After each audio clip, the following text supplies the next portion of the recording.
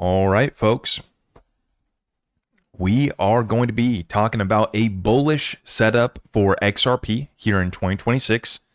As we close out the year, we got something beautiful coming our way in 2026 for XRP. And we are watching something absolutely glorious. Just love to see it. And that is the bull run for silver smashing to new all-time highs.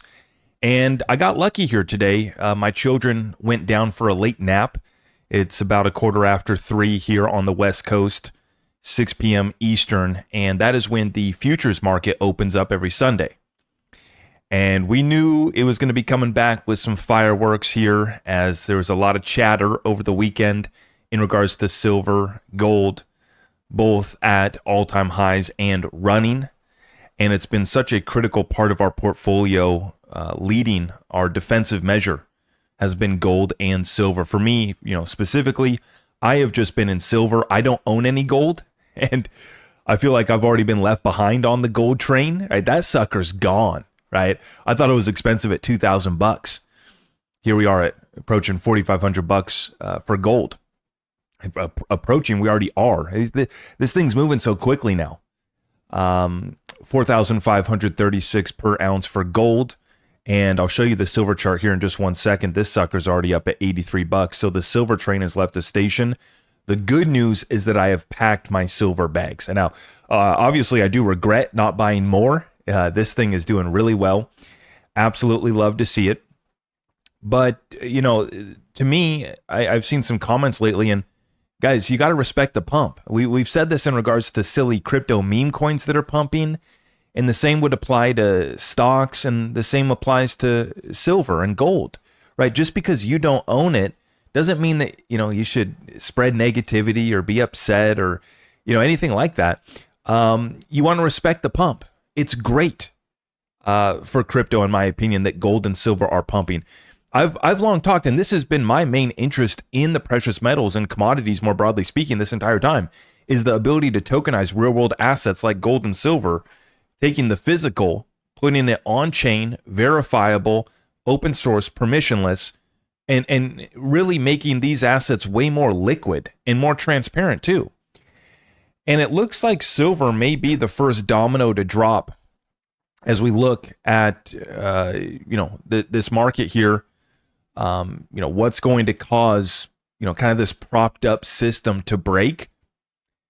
Some people said that gold was going to destroy the Fed, and it looks like gold's playing its role, and silver's right there alongside it, really disrupting this thing. And like I said, you got to respect the pump, and you need to understand macro. And I think that I put out a little TikTok, I shared it on X and YouTube, a little short, shared it today around that. I think that this signal that silver is sending is a warning sign that everybody should be paying attention to. But also, silver is exposing those guys out here that are pretending to have macro analysis, right? If you had any sort of, good fundamental analysis and understanding of macro events, you had some exposure to silver. Right? So I think a lot of guys are getting caught with their pants down, pretending that they were macro guys, putting together theories, putting together this. And a lot of these guys are now coming in and trying to call the top on silver. And I think that they're going to look like fools doing that as well. But I think that it's really exposed a lot of people. A lot of guys pretending to have macro analysis, but yet they had no exposure to silver, no exposure to gold, right? I don't have gold. I just keep it real with you guys, but I definitely pack my bags on silver. At one point, a couple years ago, silver made up about 5% of my, investable assets. Right now, I don't have the current tally. I've stacked a lot more crypto over the past couple years, and so the percentage of silver to my net worth, had probably dropped down to probably 2 or 3% if I had to guess. But now that it's growing so quickly, I'm gonna have to go back and tally that up. But this is the whole point that I'm trying to make, guys, is that when you understand macro, when you understand fundamentals, you invest in the assets when they're not sexy, when they're boring, when they're hated, when nobody wants to touch it. And this is how you really knock it out of the park in the investing world. Not rolling with the crowd, not rolling with your 60-40 portfolio, your traditional financial advisor that was telling you to stay in, but making that allocation into the assets that have strong fundamentals. And for whatever reason, they're being overlooked, they're oversold, and you buy them while they're suppressed and just let the market come to you. And that's what's happening for silver.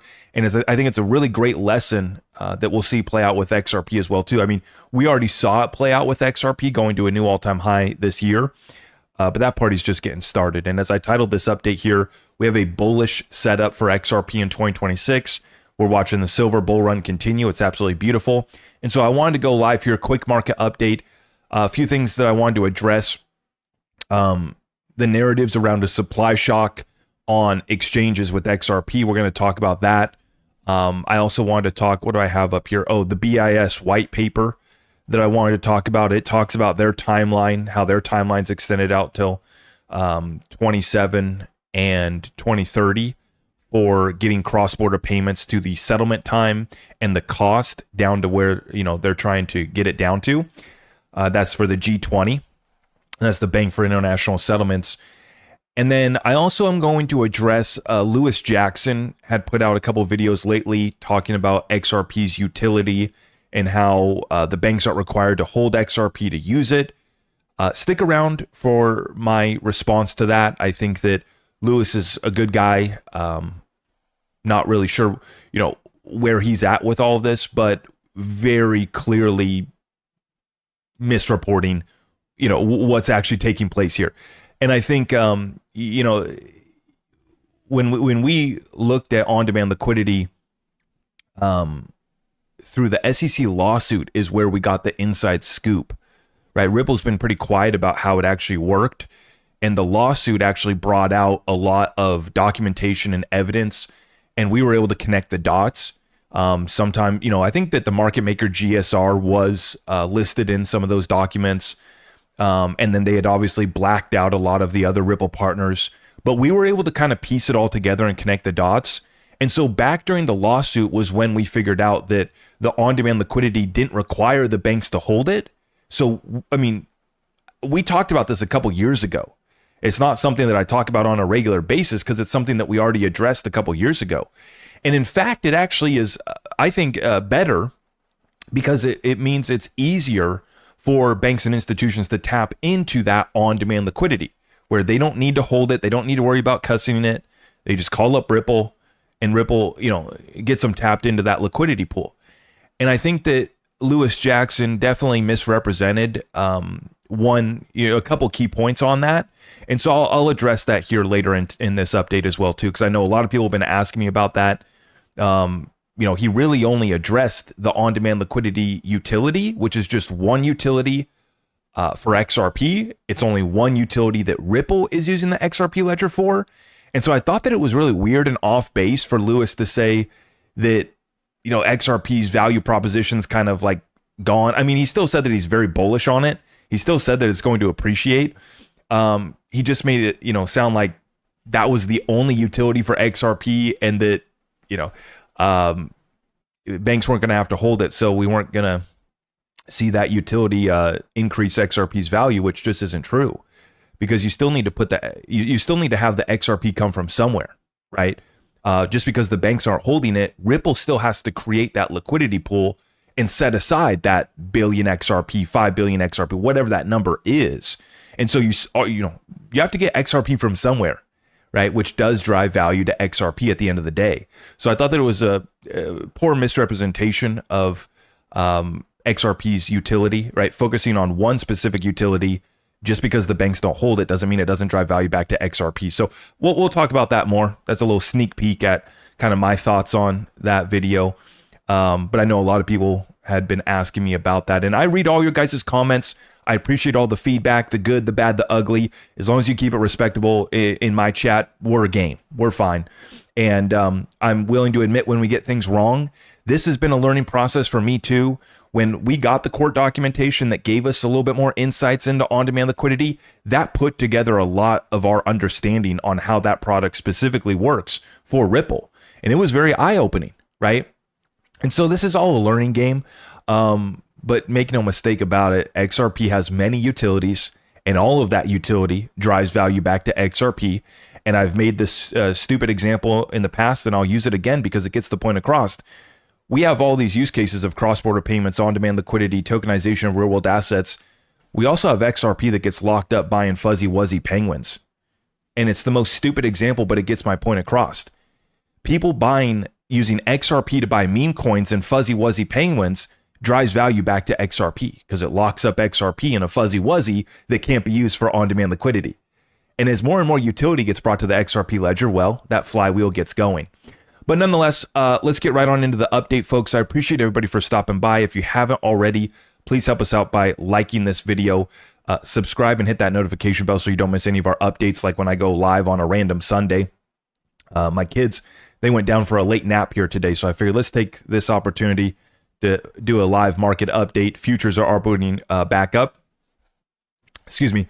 And so we got an updated price for you on silver, and it is beautiful. Let's take a look at it. I'm going to refresh mine. We have silver here, the CFDs on silver. Taking a look at it, this sucker just went above $83 per ounce, almost up to $84 per ounce on silver. We're at 82.2 right now. Now gold up here at 4,534. Oil hanging out here at about 57. Brought back down here again. Okay, so oil's still back below 60 bucks per barrel. And it's just incredible to see, right? Silver more valuable than oil. Copper back up here about $5.87. And copper on the verge of breaking out as well. And this is why I've been spending so much time in the commodity space. It's not as sexy. It's not as fun as crypto. You know, when I go up to the Vancouver Resource Investment Conference, it's a little bit older demographic, right? But those guys and gals up there, they deserve all of the reward that's coming to them now because they were fundamental investors when it wasn't sexy, when it was boring, and now it's paying off. And the reason why I like connecting with that community is because my whole thing has been, let's tokenize it on chain. Let's bring it to the XRP ledger. You want to add utility to gold and silver, tokenize it on the XRP ledger, and let's show you what some liquidity is. Right? Because, you know, and I've always said this in regards to comparing gold versus Bitcoin. As soon as you tokenize gold, there's your digital gold narrative, right? There it is. It's the real thing. And gold has additional utility outside of a store of value. So, you know, I think that this is a match made in heaven. Commodities tokenized on ledgers like XRP and others that are built for liquidity. And as we get more functionality and programmability brought to the XRP ledger, that utility just continues to grow. But we are now receiving multiple reports of physical silver prices exceeding $90 per ounce in China. Many are reporting physical silver prices in the US above 80. US silver futures will reopen in 90 minutes. And obviously, this post was put out a couple hours ago. That is now live, and we are looking at it. Silver all the way up here at $83 is where we ran up to. Absolutely beautiful. And this is just now open back up, okay? So we closed off Friday on the futures at about 79.3 and about 79.2, right? 79 bucks. And so we open back up with a big green candle as it catches up from where the market closed off on Friday, end of day. And now we open back up and we're already back off to the races here once again. Absolutely love to see it. I wanted to pull up this tweet, though, for you guys that talks about silver being the first domino. I want to read off. These are some interesting thoughts from a cat striker here on X. Says, I honestly believe silver is the first domino, not because of hype, but because of how broken the system behind it really is.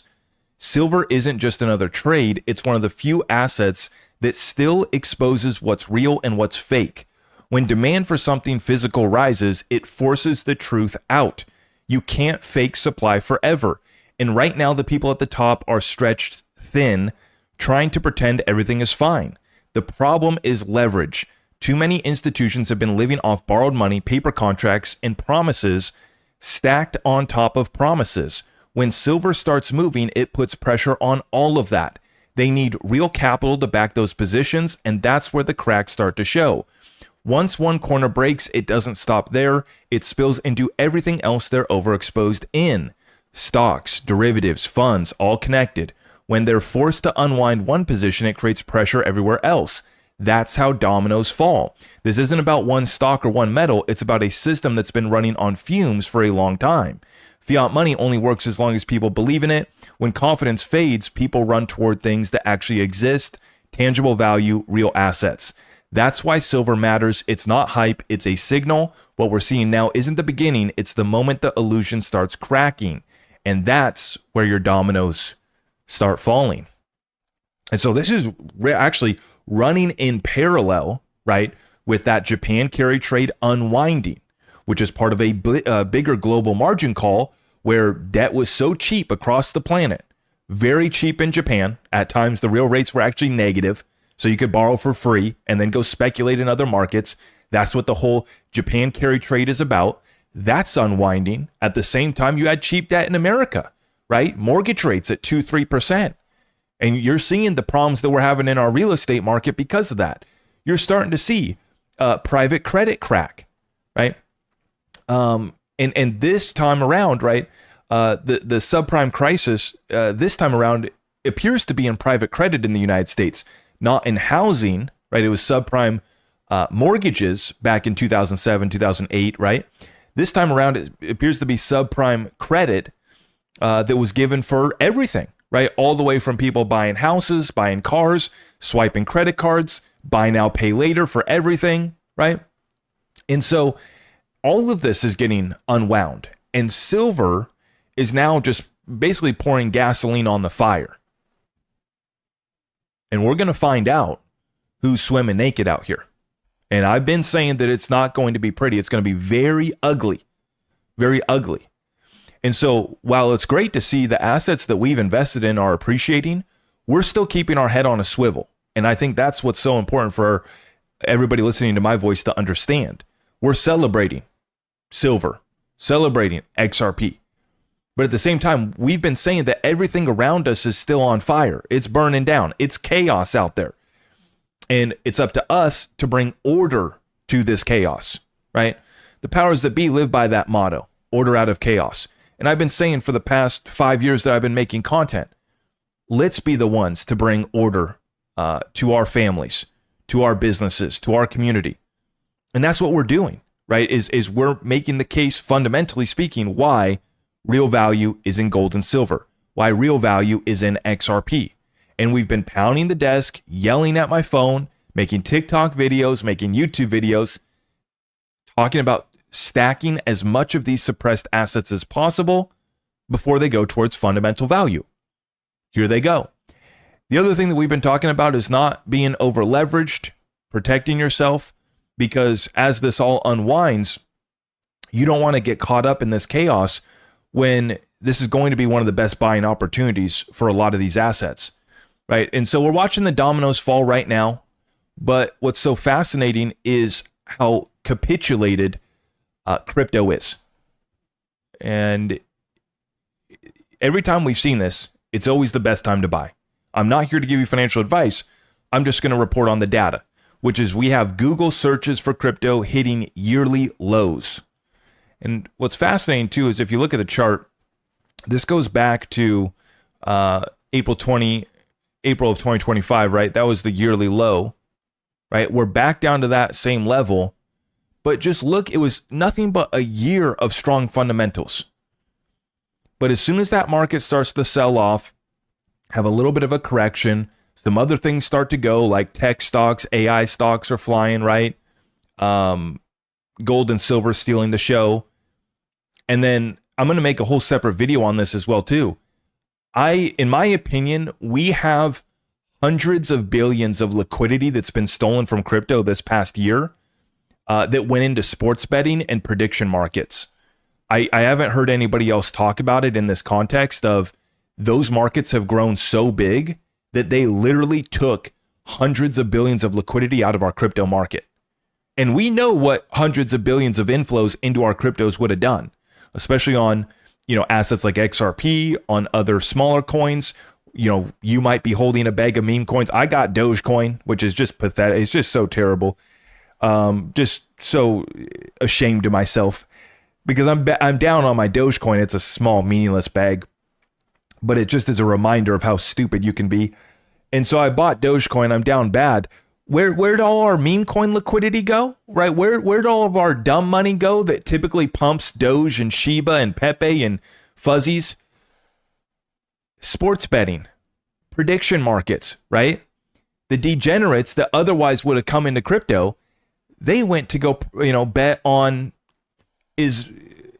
I'm not even going to, anything, right? Sports betting, prediction markets, who's going to be the halftime singer, just all that stuff. And when you look here, right, does that mean that we're going to lose it forever? No. Let the rising tide lift all boats, right? I'm bullish on it. I'm bullish on prediction markets. In fact, these prediction markets probably eventually get tokenized just like everything else as well. So let them grow. Just like I was saying, you got to respect the pump on silver and gold. I respect the pump on the prediction markets, on the sports betting, right? Because, ultimately what ends up happening, just like we said with the meme coins, respect the pump, let the kids go have fun, then they go get wrecked. And then what? Then they got to go find real utility, real value. Then they come back to XRP. Then they come back to other cryptos that we have that actually solve real problems. People have to go learn their lesson. So go let them get wiped out on meme coins. Go let them get clapped up on prediction markets. Or maybe they're going to win. That's great. Ultimately, you got to come back to real value. Ultimately, you got to come back to what are you going to store your value in? And for us, it's been gold, silver, and some cryptocurrencies with real utility. And so, I think that we look at this sentiment across the board right now. For me, it is completely disconnected from the fundamental reality, just like silver was. And that's why I'm going to keep on repeating, silver is teaching a lesson to investors around the world. Will people learn? Not everybody's going to take heed. Not everybody's going to learn the lesson. And once again, they'll be left behind and they're going to end up buying the top on crypto in 2026. They're not going to buy XRP till it's back above $3 and $4. Right? They're not going to buy these cryptos till they have already done 3 to 5x's from the current levels that they're at. And you can see it, right, when you get these data points, like the one that we're looking at right here. Let me back out. Google searches for crypto have hit yearly lows. This always is correlated with the best times to buy, which is what's taking place right now. And it's so funny because Retail Joe Blow says crypto's a scam, I'm out. Meanwhile, the guy who was actually saying that crypto, was bad and all this, stay away from it, and is now flipped bullish on crypto. JP Morgan's about to let their clients invest and trade cryptocurrencies. And now you have Jamie Dimon out here literally saying that crypto is better than the current financial system. It's truly incredible. Blockchain is real. It's been around for quite a while, but now it's becoming more effective, more efficient because people are finding ways to do it faster and cheaper, permissioned or not permissioned. Smart contracts, I think, will probably be real. Blockchain is real. It's been around for Now notice, this is where the Bitcoin guys might get mad. He's not saying Bitcoin. Now, he did say, if my clients want to market in crap, and he used the explicitive, I'm not going to, I'm going to keep it clean. But he said, if my clients want to market for crap, I'll make one. You'll notice that he's saying blockchain. He's saying smart contracts are real. This is, better than the existing financial system. Not Bitcoin. See, Bitcoin Magazine and the usual Bitcoin maxis, they're probably going to clip this up and say, Jamie Dimon says Bitcoin is better than the new financial system. No, he didn't. Blockchain with real utility, smart contracts, programmability. And I'm telling you guys right now that the XRP ledger is getting our programmability at the best time as we get the Clarity Act. So now let's get into this. I saw this post from Vet, who is one of our XRP ledger validators. Love Vet, respect him a lot. Has done so many great spaces over the past couple years. Like over the last month, he's lined up like over half a dozen great spaces with the Axelar team. With the lead team at Axelar, which is now Common Prefix. He just had a space with them last week. He just had Ripple head of engineering. He's gotten a couple spaces with Ripple executives or Ripple engineers on, I should say. So Vet's doing great work. He's had many spaces over the years breaking this down. And I think that he was just trying to address the exaggerated narratives about supply shock.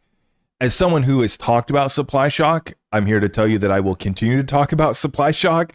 I still believe that a supply shock's coming because there's a big difference between what we see on the exchanges and what people are actually willing to sell, right? There's a lot of people that, believe it or not, right, they may be new or they just don't trust themselves. They keep all of their holdings on exchanges. Now, we don't do that. We don't recommend that. We don't do that. We use, self-custody and institutional grade custody. That's what we do over here. But some people literally keep their entire portfolio on the exchange. Now, I know this because I've had dozens of conversations with people that are in this situation. They have 100,000 XRP on Coinbase. They have 1 million XRP on Uphold. And maybe they have it in Uphold's vault. They're not selling it. They're not selling it at $10. They're not selling it at $50. In fact, a lot of them are hopping on calls with me to ask, how can I secure this while we wait for XRP to go to $100? Now, I got to be careful here because last live show, if you recall, my stream blew up on me. The aliens came and grabbed me out of nowhere. Last time I started talking about $100 XRP and $1,000 XRP. So I'm going to be careful here. Hopefully they don't come grab me. If I go missing, you know where I went. So you have a lot of people that are holding large sums of XRP on these exchanges. And just because it's on the exchange doesn't mean it's available. What we have to ask is, what's the available float? That's the correct term. Because the float, it's a term for the stock market, right? How many shares are available for purchase right now? That's what available float is versus circulating supply or total supply. And what Vet is showing us right here, I think he's trying to address some of the more dramatic and exaggerated supply shock narratives. That there's less than 1 billion XRP available, or you guys know what I'm talking about here. I'll show you the post that he put out. He says there is no XRP supply shock on exchanges. Holders have close to 16 billion XRP on exchanges readily available. Plenty for anyone to get some. If the price goes up or down, any one of you who has no XRP on exchanges could just send theirs within 3 to 4 seconds to one. Thus, also XRP listed on order books for sale is dynamic, elastic. It can thicken or dry out in seconds back and forth. Sometimes 10 million buying can push price higher, and sometimes 100 million buying doesn't stop price going down regardless. Markets are too dynamic to statically plot movements. And he shares this feed right here, which is a very interesting feed. It pulls data from XRP Scan, which is the XRP Ledger Explorer. And it shows, if you look here, interesting setup here. You hit the available up top here. They have total, available. You can break it down by country. You can do category, available, balanced distribution, and it shows the change in the past 24 hours. So this unknown wallet has 27 billion XRP. This wallet over here for Upbit has 6 billion XRP. This Ripple wallet has 3.5 billion XRP. Right? Chris Larson sitting on 2.5 billion XRP. Shows Binance with just shy of 2.5 billion XRP. And you can go down this list right here. And it's pretty fascinating. Let me slide over so you can see this. Rich wallet changes. And so you go down this list. Chris Larson here, Binance, BitHump, Uphold, 1.6 billion. Arthur Brito, 1.3 billion. Crypto.com only has 359 million XRP. And I was actually interested, this is fascinating. Coinbase only has 100 million XRP in this tally here that they're sharing. Now, I asked Vet I responded to him in the comments down below. I'll see if I can find my response. Yeah, my response is the most viewed response on that post. I said, what's our confidence level in these numbers? I'm seeing some numbers on that list that are surprising and some that seem off. For example, Evernorth only has 86 million XRP. And he says full confidence that these numbers are the lower bound of what actually is on exchanges, meaning these numbers are at worst on the lower end and that there are more accounts of exchanges we haven't seen yet. I mean, just check Upbit alone. Let's only look at 4 out of many XRP accounts they have, 2 billion XRP. This is only a portion of Upbit, not even counting other exchanges. So he's saying that that is even on the lower end, because some of those numbers, like Evernorth, I just looked again there, it was showing 87 million. We know that Ripple gave 200 million XRP to Evernorth. So that 87 million number is not true. So I would agree with him that it's on the lower end, meaning that some of those exchanges have additional wallets that are probably just not labeled. They would be cold storage wallets that aren't maybe being picked up by this platform that's aggregating this data. All of this to say, though, right, he points out how there's 16 billion XRP on exchanges readily available.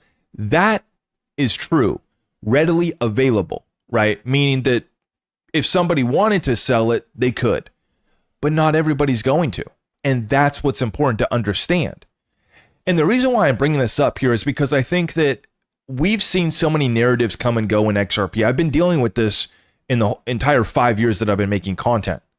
We've been dealing with FUD about XRP and Ripple, and literally stuff will die down, it'll be addressed, and then it'll come back a year later.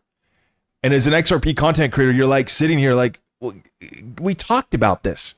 Right? And this will transition us into the Lewis Jackson FUD, is what I'll call it, right? The Lewis Jackson FUD is FUD that we addressed 2 years ago, during the lawsuit, when, right, it's fear, uncertainty, and doubt until it provides you clarity, and then you understand the fundamentals better.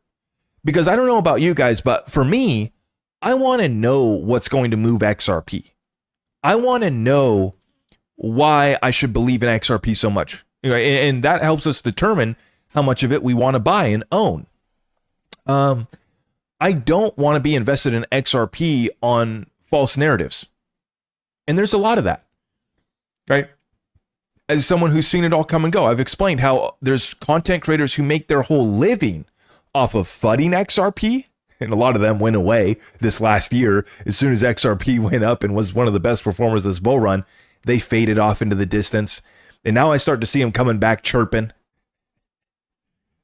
It's a good entertainment for me. And then on the other side of the spectrum, you see these guys that make a living off of just pure hopium and false narratives. And for me, I try to call out both, right? And even at times we've had to say, oh, wow, our understanding of how that worked was wrong. Adjust, right? Because we don't want to be here invested in this asset based off of reasoning and fundamentals that just aren't true. Because when you can get people, right, when we can explain XRP to new people, we want to be able to have that backed up with real fundamentals, with real data, with real facts, not baseless hopium and narratives that aren't true. It's very important. We will grow this community 10 times bigger selling the truth more than a lie. Because the problem is when the lies get exposed, then people run away. Then people, oh, another crypto scam, let me get out of here.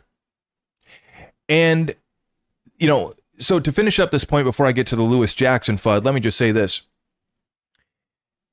What's the real available float of XRP? I've just stated that number to me is under 10 billion. And I think that this data point that Ved is sharing with us, kind of gives me a little bit more evidence of that. Meaning, yeah, there's 16 billion XRP on exchanges, maybe a little bit more. But I know that a lot of people who have 6 and 7 figure bags on exchanges, they're not selling at $5 and $10. They have 100,000 XRP. It's on Coinbase. because they just don't trust themselves with self-custody. They didn't know about Caleb and Brown, right? They didn't know about I Trust Capital. We helped fix that and showed them, that there are options available for free institutional grade custody. That's right. They're linked up down below. With bankruptcy remote protection too. So you don't have to worry about Coinbase playing games or whatever other exchange it's going to be. They're here for $100 and $1,000 XRP. They're not selling their XRP, even though it's on exchanges readily available. It's not for sale at $5, $10, $50, $100, or even $500 XRP. Now, of course, maybe at that point their mind would change. And I've made the point too that yes, if XRP does go up to $10, there's going to be people that transfer from cold storage onto exchanges to sell. But in my opinion, the real available float, meaning if a whale showed up and they wanted to, they weren't going to go to the OTC desk. They were going to go buy it off the public exchanges. I don't think that there's 5 billion XRP available right now at current prices. There's not. If somebody showed up and said, hey, I'm looking to buy 5 billion XRP, I'm going to go across. I don't think that there is. I think that you would have to push XRP up above $5 to have, more than 5 billion XRP available for sale. You might even have to push it up to $10. I'm just saying that I don't have the real number. Nobody has the real number of what the available float is. And nobody has the available number that's on the OTC desks in the dark pools. But it's not 20 billion. It's not the 60 billion circulating supply. And that's the point that I've been trying to drive home for people to understand. Like I said, we don't want to be sharing baseless hopium that's not backed by real data. And when we get to a point where we say we can't confirm the exact number, but we can confirm that it's not 20 billion. We can confirm it's not 50 billion. We can confirm it's not the 60 billion circulating supply of XRP. That is a real number. And that starts to change the conversation about a potential supply shock coming in for XRP. I don't like to use the word supply shock too much because it's been overused. And you guys have seen that, right? And I think that I listen to the community and I see what our community is frustrated with. Our community is frustrated with this type of hopium, these narratives, and simply just stuff that's not true, right? And in 2026, I hope that the XRP community as a whole can slide over to real data, real facts. We can confirm it up to this point, and here's where I'm going to speculate. And just be clear about that, because I'm here to speculate with everybody else. I'm here for a high dollar XRP like everybody else. I believe in $100 XRP. How do we get there? When will we actually get there? When we can get grounded in real facts, real data, real analysis with those conversations, we can grow our community and keep people in our community instead of having them brought in because we tell them crazy narratives that take XRP to $1 million this year, and then we're at $2. That we don't keep people around by doing that. And I think that in 2026, I think one of the community's New Year's resolution should be getting more grounded in the facts and disregarding and not perpetuating the baseless narratives. I think that should be something that we focus on in 2026. And part of that, too, is going to be addressing FUD that can come from the regular FUDsters. It also can come from our own, right? Which brings me into the Lewis Jackson FUD is what I'll call it, okay? I know Lewis. I haven't met him in person. I know that we've talked a couple times, and I think he's a good guy. I think that he's done a lot of good work on XRP in the broader crypto market. I think he's a nice guy. The big response, I don't need to go on some elaborate thing. I'm not going to make like a whole separate video responding to Lewis, with dramatics and clickbait, and it's just not worth it. Very simply, when the lawsuit documentation came out and, we got a little bit more evidence of how on-demand liquidity worked, that's when we found out that the banks and the institutions that are using the on-demand liquidity product specifically from Ripple, they don't hold the XRP. And even Ripple doesn't necessarily hold the XRP. Ripple, right, sells the XRP off to the market makers, and the market makers are holding that or even leasing it. Right? There's a lot of XRP that gets leased out from Ripple. And when we saw the documentation come out from the SEC lawsuit, and then I believe it was the 2022 market reports that really were eye-opening, because we tallied it up at the end of the year. They reported that they had sold off about 10 billion XRP over the course of the year, but then they showed how they bought back 9 billion or something like that. Like they'd almost bought back as much XRP as they'd sold off. And so we use that data point to address the FUD about Ripple dumps 1 billion XRP on us at the start of every month. Never been the case, never been true, completely false. It's ridiculous. It's just not true. And so we use that data point to address that FUD, but then also to understand how on-demand liquidity works a little bit better. When we combine that with what came out with the SEC lawsuit, that's when we started to understand, okay, what Ripple does is they're letting market makers and centralized exchanges build out that liquidity pool, is what we'll call it, right? They're building out the on-demand liquidity network. The network, uses Uphold. Uphold is part of on-demand liquidity, right? They're a brokerage platform that works with other centralized exchanges and market makers, right? Uphold is part of Ripple's on-demand liquidity network. And so what Ripple did is they built out this network with centralized exchanges and market makers.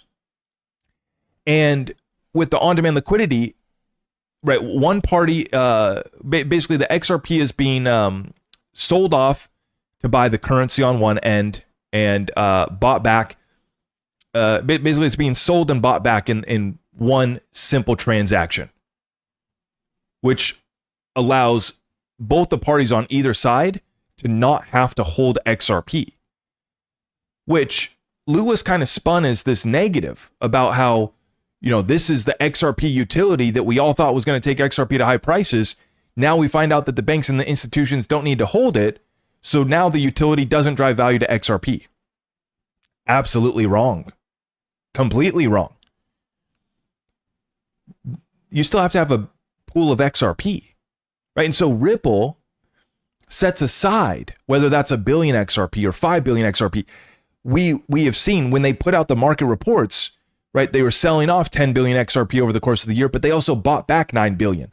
They're moving XRP in and out of that pool that's built out. It's a network that contains centralized exchanges and market makers like GSR, which was specifically mentioned in the SEC documentation. This is when we found this out. And it honestly was eye-opening for me too. We didn't understand all of the mechanics around on-demand liquidity until this came out. We said, okay, this is interesting. But once again, you still have to lock up a supply of XRP for that utility. Just because the banks or the institutions on either side don't hold it, a centralized exchange, a market maker in the middle is holding it. Right? And the transaction itself doesn't drive value to XRP because it's neutral, right? You're selling on one side, buying on the other. Right? And it's just a simple transaction like that. But allows either party to get the currency or the asset that they want to receive, and allows the other party to, sell off the asset that they want to sell off. Right? So US dollars to Japanese yen in that example. Right? And these on-demand liquidity networks, all right, well, let me get the right term. The on-demand liquidity volume has grown into tens of billions on a yearly basis, and it was all happening outside of America during this lawsuit. And big growth in the APAC region, MENA, Middle East, North Africa, South America, right? This is where it was all happening. And Lewis did a good job in his video on explaining a couple things. One being what he called seams, which is very illiquid corridors where this on-demand liquidity product works so perfectly, right? Where it really addresses a problem. When you look at currency pairs like US dollar versus the euro, highly liquid, very tradable, it's not really a problem. There's not much friction there. All right, you have a trading between the two currencies. They're fluctuating, but it's highly liquid. It's not really a corridor where on-demand liquidity comes in and solves a real problem. Where it comes in is between two currencies that are not liquid. It comes into corridors that are very expensive, right? And these seams is the term that Lewis Jackson used.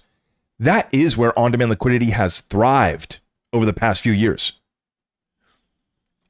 Where does this utility drive value back to XRP? It drives value to XRP because it locks up a supply of XRP in that liquidity pool. But if you consider on-demand liquidity is like an AMM liquidity pool, right? On the AMMs, you have two currencies on either side, XRP, RLUSD. And you have to put XRP on one side and RLUSD on the other, right? This is essentially another liquidity pool that Ripple has created, but instead of using the AMM, they are using the centralized exchanges and the market makers that they partner up with. Now, where this gets interesting is that they've said how they're going to start moving some of these liquidity flows to the XRP Ledger DEX and the AMM. One of the big amendments that we're waiting to get passed is the permission domains. And that will allow for permission liquidity pools where Ripple could start to use the XRP Ledger DEX for that use case. Now, this is something that many people had been confused about, and I appreciate actually Lewis for attempting to bring it back up and trying to address it. Right, I think that he had good intentions. I think my big issue with Lewis's video in the way that he presented it was he made it seem as if because the institutions and banks that are using on-demand liquidity don't hold the XRP, that it doesn't drive value back to XRP. But it's still locking up a supply of XRP. And just think, if that's 1 billion XRP or 5 billion XRP, as this grows, maybe it goes to 10 billion XRP, you're talking about a considerable amount of the overall XRP supply that's locked up in this liquidity pool. That's XRP that you can't use to go buy fuzzy wuzzy penguins.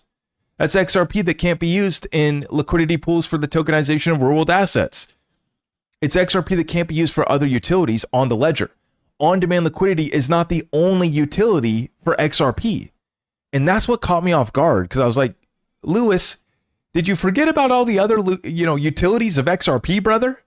It's not just on-demand liquidity. In fact, that's only one utility that Ripple uses the XRP ledger for. They've now acquired G Treasury. They've acquired Ripple Prime, now Hidden Road. Right? They acquired Hidden Road, and that's now Ripple Prime. Those are additional use cases that will drive value back to XRP once those flows get moving on the XRP ledger. And so I was caught off guard because I was like, brother, what happened here? Because you have many other uses of XRP and many other things that will drive value to XRP. And even considering the fact that the banks and the institutions using on-demand liquidity aren't holding it, you're still building out a liquidity pool using XRP. And it's not a small one. It's not 10,000 XRP or 1 million or 10 million XRP. It's billions of XRP getting parked in the on-demand liquidity network. Absolutely drives value to XRP. The transactions themselves, no. The pool of XRP that has to be set aside, it drives scarcity to the asset. And so whether you want to say that's a direct or indirect correlation, it does lock up XRP. And so caught me off guard that Lewis had that video out, but that's okay. It allows us to have the conversation, and that's what we're always here to do. And so I hope that kind of answers. Let me check comments real quick. Does anybody have any other questions on that point? Does anybody have any other questions on the Lewis Jackson FUD? Shout out to Lewis. We like Lewis. No issues with him.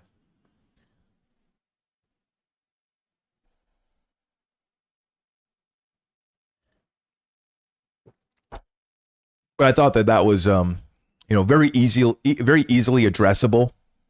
When I was watching the video, I thought, oh, okay. I don't know what happened here with Lewis. Did the aliens get to Lewis? I think the aliens, maybe it was the Bitcoin maxis. Who got to Lewis? We like Lewis. Lewis, if you're hearing this, I'm sure somebody will send it to you. And don't go say, oh, Zach said, Zach was hating on you. I love when people do that. No, I'm not. Okay. Don't go telling Lewis, that I said something that I didn't. Okay. I just think that maybe, and I really believe it might have just been an honest mistake in the way that he presented it, is that he framed up the context like on-demand liquidity was like at least the main, but to me, it kind of made it sound like it was the only utility for XRP, and that's just not true at all. And so I think that he could have done a better job of at least framing up that context. But it is a very important conversation to have, and it's very important for everybody to understand how on-demand liquidity does work and how it doesn't work. It's very important.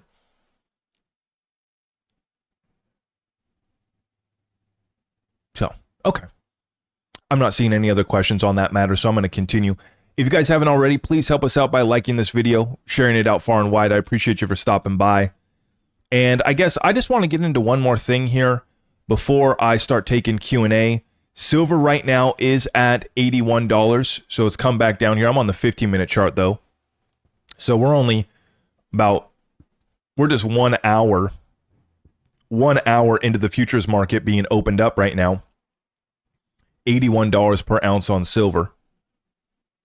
We'll continue to watch that. Let's get a quick look at XRP. XRP consolidating here, up now at $1.86. We did get that move back up to about $1.88 yesterday. And like I said, I got my order placed at $1.66. If these market makers want to hit us up, not a problem. I'm waiting. I know many of you guys are waiting, and we'll just let our orders get filled. I'm a buyer of XRP, and I've been buying a few other assets as well. I did in this weekend's Discord weekly call, I did go over with the community. I got my holdings right here. I did shave off some positions. I did sell off some positions, tax loss harvesting, and then I cleaned up my portfolio and got rid of a few duds that I just didn't want to have to track anymore. And so I did sell off some positions. Some of the positions I will be looking to get back and hopefully buy more, right? If this market pulls back, I'll just have my orders waiting, and we'll fill those orders on those bags, and we'll get those back. But I did make some adjustments to my portfolio. If you guys want to check that out, get tapped in with our Discord community. You sign up through Patreon to get access to the Discord. That's all available at zachrector.com. What I've done here recently is I've updated the Discord group with a few additional channels. One for all of my coin reviews, one for my holdings, and one for my exit targets. And so now it's more presentable and easier for people to access what am I holding, when am I taking profit, and what is my honest opinion about some of these other coins, the different metrics that I look at and how I analyze them. And so get tapped in with the Discord community over there if you guys want to check that out. Now, wanted to clear up something too as far as XRP to $100.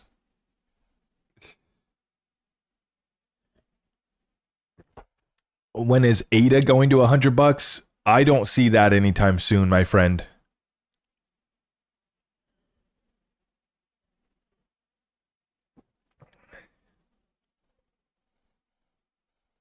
I wanted to talk about XRP to $100. Are you guys ready for that conversation?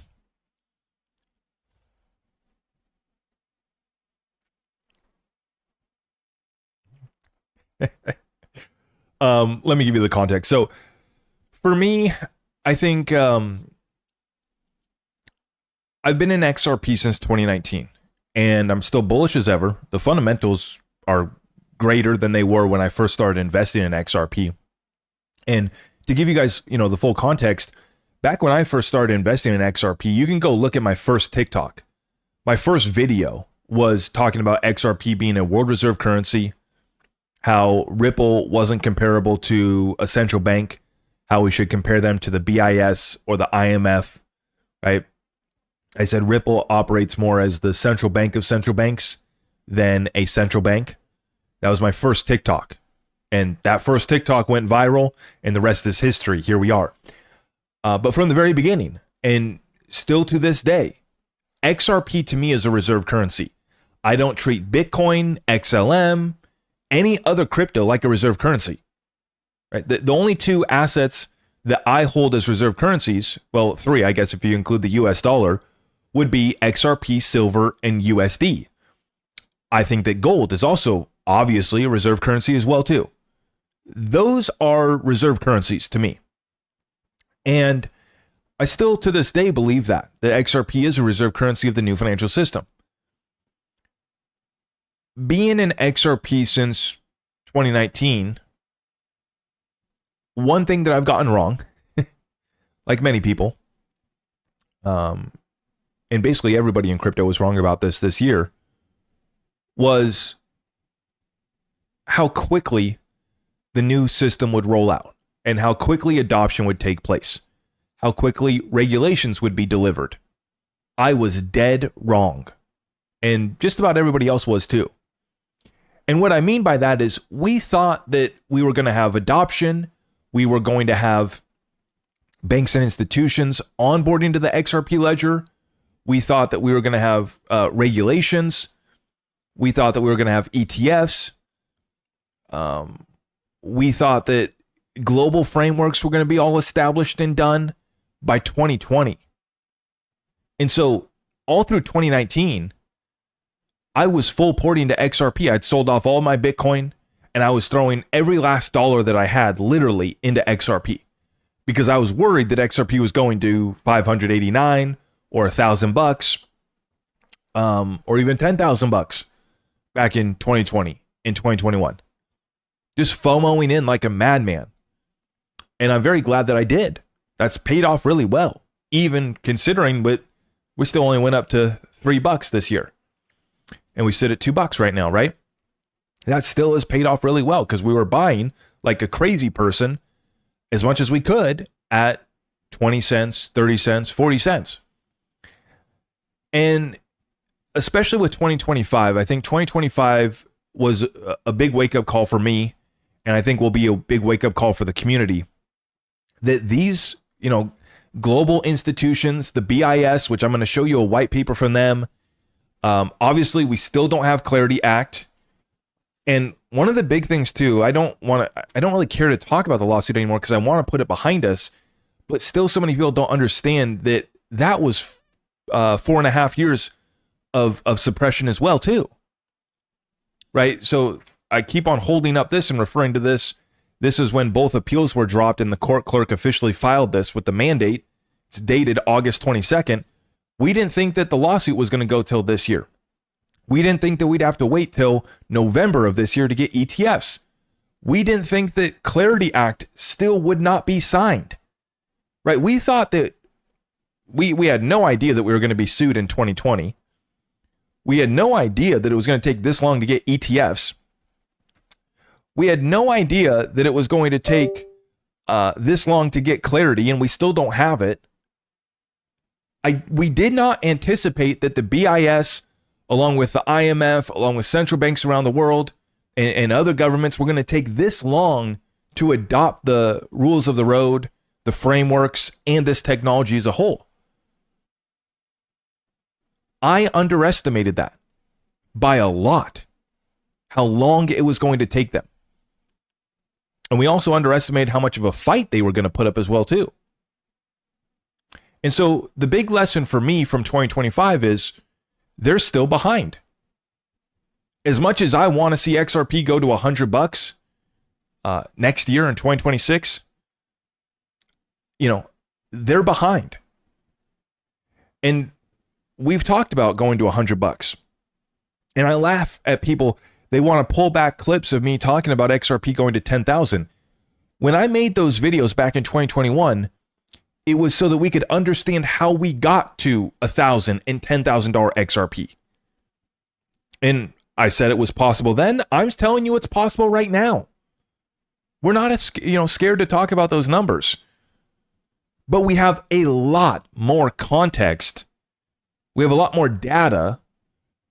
We have a lot more white papers to read in 2025 here as we go into 2026 than we did back in 2020 and 2021 when I was making those videos. I'm not going back to delete those videos. I was trying to do the math back then. I'm trying to do the math right now on how we get to $100 and $1,000 XRP. Like I said, we have a lot better data. We have a lot more context around this conversation now than I did back in 2021 when I started making content, than we did back in 2019 when I started going all in on XRP. And it would be so foolish and so flawed and wrong to be sitting here at the end of 2025 with that same mindset, with that same limited understanding that we had back then. And you don't have to take this from me. I'm going to show you a white paper from the BIS that they just put out last month, or this was put out December 12th, on the progress that they're making on cross-border payments. And I'm telling you guys, I got the same vibe when I was at the Ripple Swell conference, that there is a sense of, getting this done and we're heading in this direction. We are going to tokenize these markets. We are very excited about it. But they don't have a real sense of urgency that I would have liked to have seen. The BIS does not have this sense of urgency that I would like to see. And so we have to acknowledge that.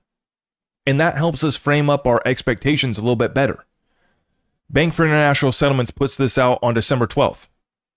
Progress on cross-border payments is being made, but more is needed to deliver meaningful benefits for end users. By meeting challenges and aligning efforts, we can build on the G20 roadmap's momentum to meet rapidly evolving expectations. Here's the white paper, PDF, right here.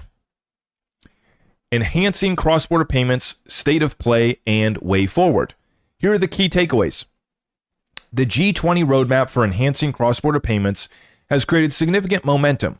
Most international policy actions are completed, providing a solid foundation for addressing persistent cross-border payment challenges and fostering a more inclusive global payment ecosystem. However, and this is the part that I'm talking about, however, it is unlikely that the end 2027 targets envisioned by the G20 will be achieved on time, and improvements in outcomes for end users have so far been modest.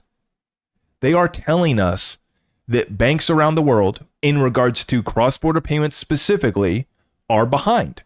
Right? They're behind on the targets that they set, and the targets that they set were out for 2027 and 2030. And they're saying, we're making progress. We still are going to slap, pat each other on the back and, act like we're still getting it done. But they're still behind on the targets that they set. Timely and consistent implementation of the roadmap priorities, both within and beyond G20 jurisdictions, is essential to achieve the roadmap's goals and must be accompanied by robust public-private collaboration. Where have we heard that before? Public-private collaboration. Hello, Ripple. Come on in. And so if you look at this, overview of the G20 targets measured by a set of key performance indicators. And I'm going to see if I can actually zoom in on this, make it a little bit better for you guys. Is that better? Oh, how about that one right there? Overview of the G20 targets measured by a set of key performance indicators. So they're very specific in these goals. For cost, global average of no more than 1%, no corridors with costs higher than 3%. Global average no more than 3% for US dollar $200 remittances, no corridors with costs higher than 5%. Now, the target is by the end of 2027, and for remittance costs by the end of 2030.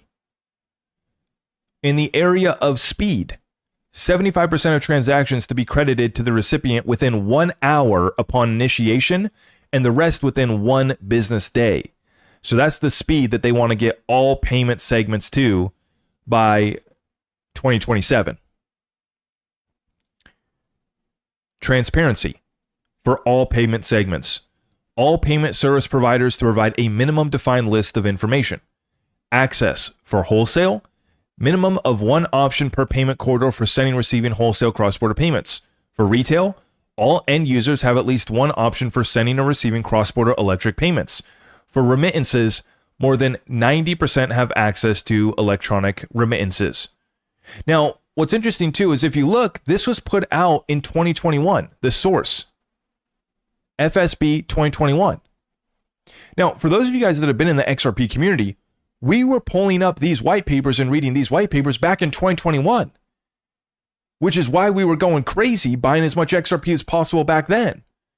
And by the way, we're still going crazy buying as much of these assets as possible right now.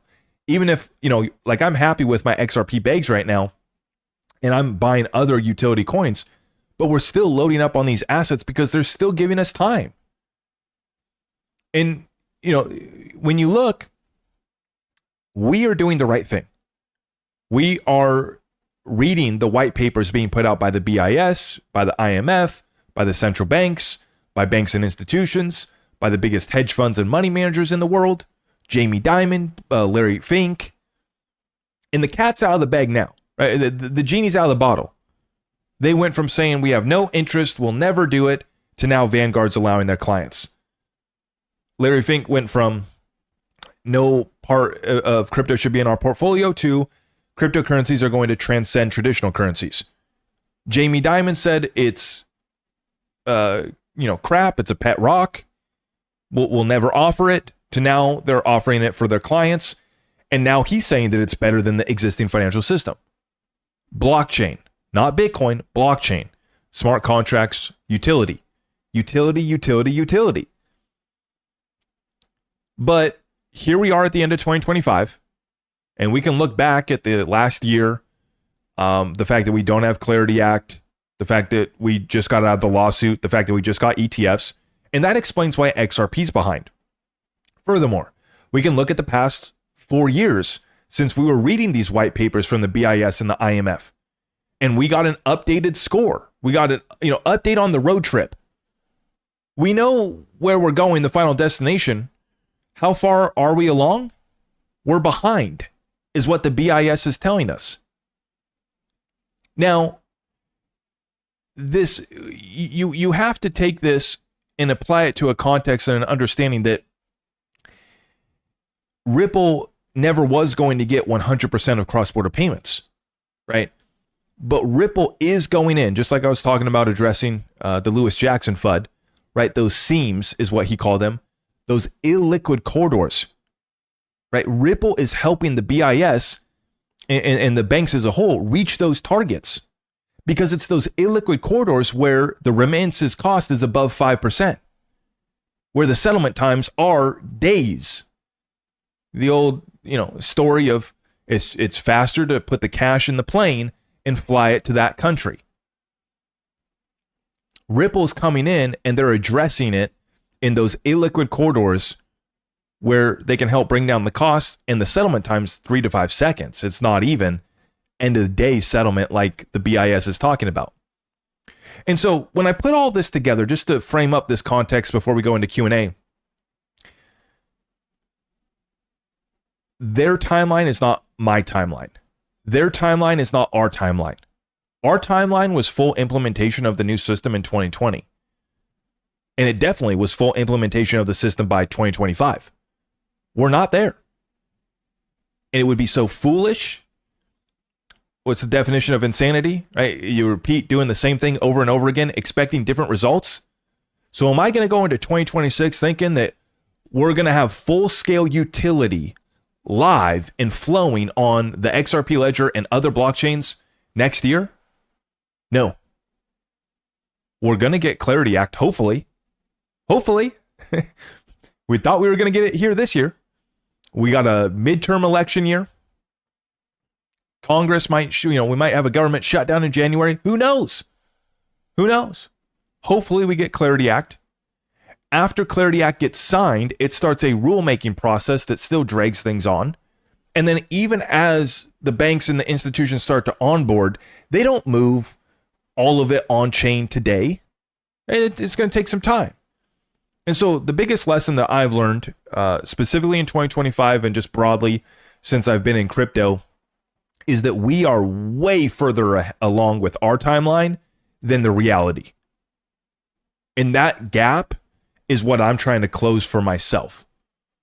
The gap between where I think and where I want, because what I want doesn't mean a thing. What we want doesn't mean a thing. We want full adoption. We want Clarity Act signed. We want the BIS to have reached their targets in the G20 for cross-border payments, remittances, and all this. We want Ripple to flip all the switches that they're going to flip. And we want it to happen by the end of 2025, which we're only a few days left here as 2025 closes out. And I think it's going to be a big mistake if people enter 2026 with that same mindset, with that same expectation that the new system is on, that we're on the doorsteps of the new system and will be fully live at scale in 2026. After reading their white papers, after seeing how long Clarity Act's taken, after going to the Ripple Swell conference and talking with the bankers face to face and getting to, get their feedback on where they're at with their implementation, what they're partnering up with Ripple on, right? I just sit here and I say, let's try to close the gap between the timeline that I want, which actually the timeline that I want would be closer to me, right? Because I want it this year. I want XRP to $1,000 in 2025. I want XRP to $1,000 in 2026. But the timeline that we're actually on is out. It's out. And that's okay. If you tell a seasoned investor, somebody from Wall Street, somebody who actually knows what the heck they're doing in these markets, that it was going to take 4 more years for XRP to go to $100, but you have an opportunity to buy it now at $2. And I think I did the math on it the other day. It's about a 57x, 5,700%. They would sell their mother to buy more of that asset, to buy more of that stock. If you say, hey, I got a stock, I got a commodity, I got an asset here that you can buy for $2, and it's on the trajectory of going to $100 in 2030. These guys would kill, metaphorically speaking, of course, to buy as much of it as they could. But here we are in the crypto world with, new investors, retail investors who say that that's a failure. A 5,700% gain over 5 years is not quick enough, is a failure. And that's what I want to share with you guys here tonight, is that despite not hitting our targets in 2025, despite that we're not going to go to some of the numbers that influencers will throw out for 2026, I'm telling you right now. And by the way, I was wrong too. I was wrong. If you want to take out your anger on me, that's okay. You know what I ask you to do. Just smash that thumbs down for me and leave a comment down below. I appreciate that. I thought that we could go to $15 to $20, and I said $20 to $30 at max. That was my max expectation and targets for this year. I was wrong. And also, if you think that I'm not going to put out targets for 2026, you're wrong. I'm going to. We're going to keep swinging. But, with that being said, I think that if our community goes into 2026 with more grounded expectations, when we present XRP and tell our friends, family, and loved ones about it, and we're grounded in real data with real facts, not baseless narratives, not fake narratives, our community is going to be in a way better spot. Even if XRP only goes to $10 or $20 next year, we'll be in a great spot because we will be up significantly. We'll have a lot of ROI.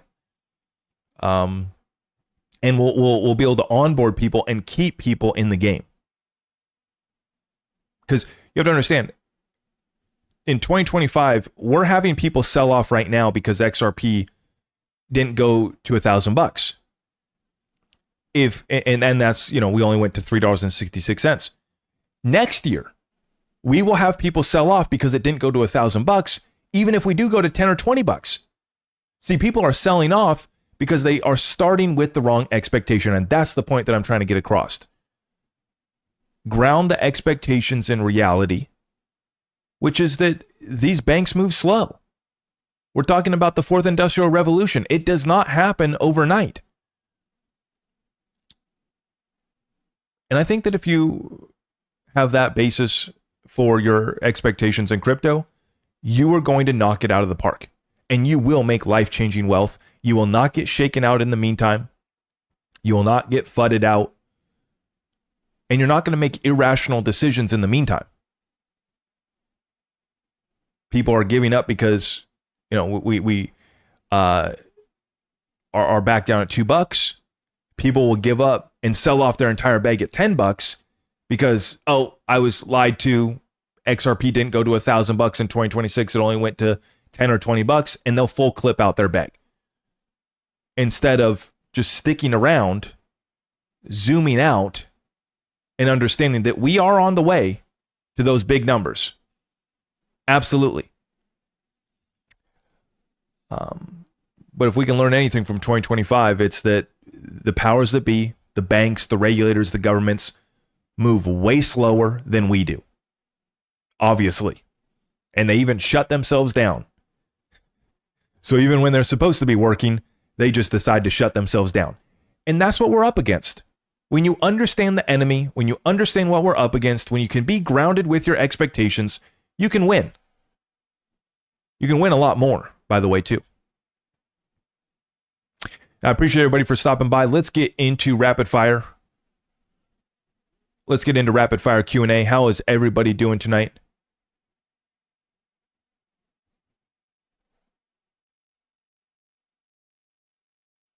And I understand, yeah, I feel your frustrations there. I understand folks, are older, feeling like they don't have as much time. I get it. Like I said, the timeline that we want isn't the timeline that we're getting. And it's like the kid on Christmas, which a kid should be grateful regardless, right? The present that you wanted isn't the present that you got. Okay, we got to accept that. And I know that's hard. I know this economy. I've talked about this economy, this inflation. Now XRP is moving back up. $1.87 on XRP, moving back up towards $1.88. Let's see if we can break out of this. Bitcoin right now at 88,000, starting to move back up. I'm on the 15-minute chart, so we're looking at some dramatic candles on the 15-minute chart. Oh, they're slamming silver, folks. Ooh, they're trying to beat it up.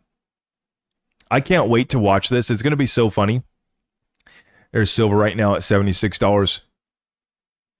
Because these guys are going to rush in to try to call the top on silver. And even if silver goes back down to $60 or $50, these guys are going to come out of the way. Oh, we told you the top was in on silver. The top compared to what? The top in what time frame? Because I'm telling you right now, I'm going to go buy some more silver if we go below $60. And I think that we will. Potentially, right? Maybe we don't. Maybe we don't. But if we do, I know I'm going to be calling up my dealer. And I'm going to be buying some silver.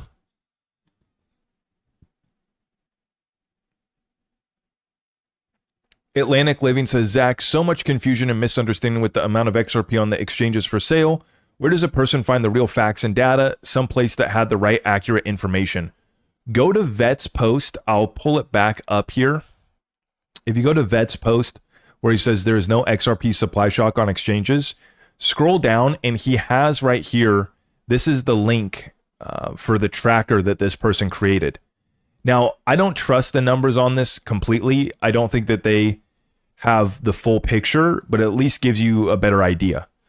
Other than that, you can go to XRP Scan. You can track wallets. I subscribe to Whale Alert on Twitter, and I've actually created a separate bookmark on my computer here where I have bookmarked XRP wallets. And so I'm trying to track what I can. Not very sophisticated, but just basically saving wallet addresses. Ripple 1, Ripple 50. A lot of these wallets are labeled Ripple. They'll be labeled Binance. You can find out that they're sub wallets of Binance. And so I've been trying to watch some more of those, but I think that one thing's for certain: the available float of XRP is a lot less than that 16 billion number that Vet did share. So I understand what Vet's trying to do, and that's great. I also will counter and say, the available float is different from that readily available supply that he mentions. So yeah. But go to that post. We got to use the tools that we can. I'm seeing so many scam videos on YouTube, taking your short videos and using it to scam Web3 wallets. Web3 wallets are a scam. I don't use the term Web3 ever. Never will. Way too many scammers use it. So I don't even use QFS anymore.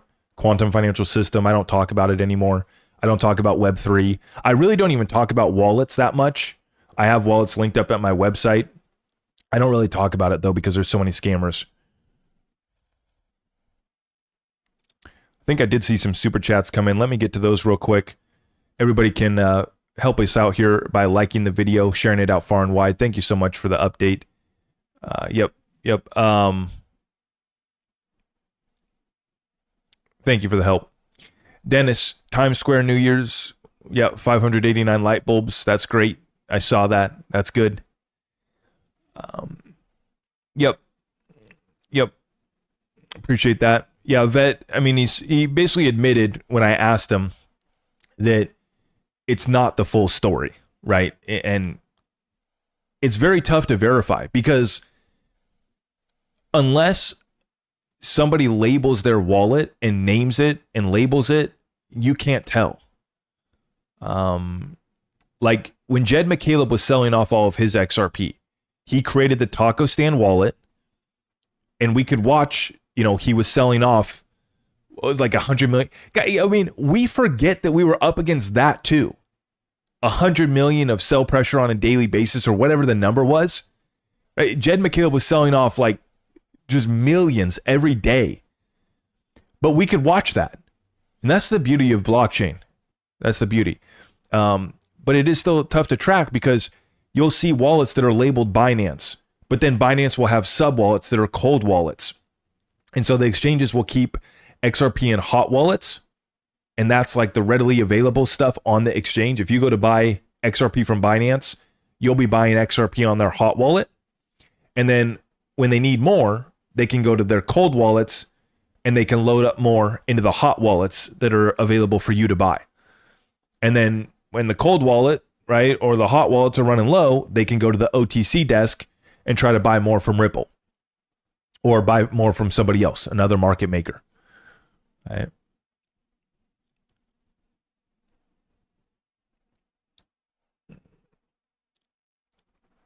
Brenton Hodge, thank you.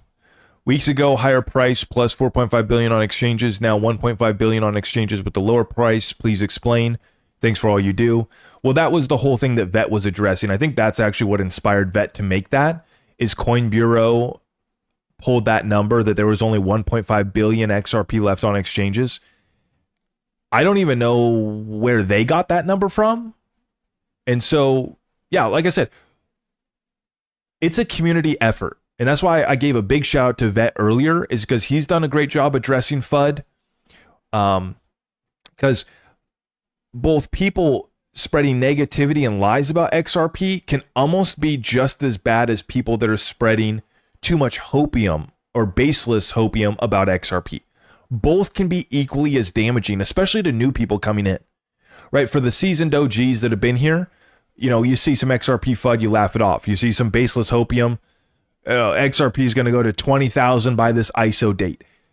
I've been in the game. You guys have been in the game for so long that a lot of us just laugh that off.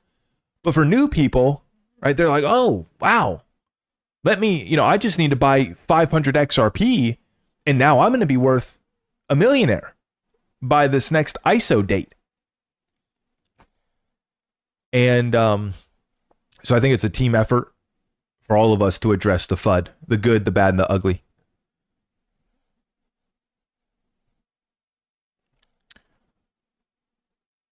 Oh, let me get this chat right here. Zep, appreciate that. When is the Rector staple collab? GBT end goal for you? Yeah, so I'd love to get Alan back on. I think I just mentioned that in my Discord call or maybe on my last live. I was listening to Alan's, or one of Alan's most recent live shows. And it was just nice to hear from Alan. I like Alan a lot. I really do. I really respect Alan a lot. And I think that he made some interesting comments kind of about like he didn't want to be a cheerleader for XRP, right? And he'd been putting out content for 4 or 5 years, and I think that that's where a lot of guys are at too, where it's like, hey, that's not a sustainable business model either. Whether you're in the business of content or whether, you're in, you make your money somewhere else, or you just want to put out content.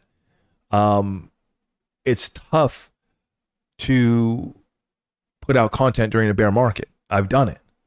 It's tough to be here during drawdowns. I've done it. I'm still doing it. And my thing has always been, I don't want to be the baseless hopium cheerleader either. That gets even more difficult.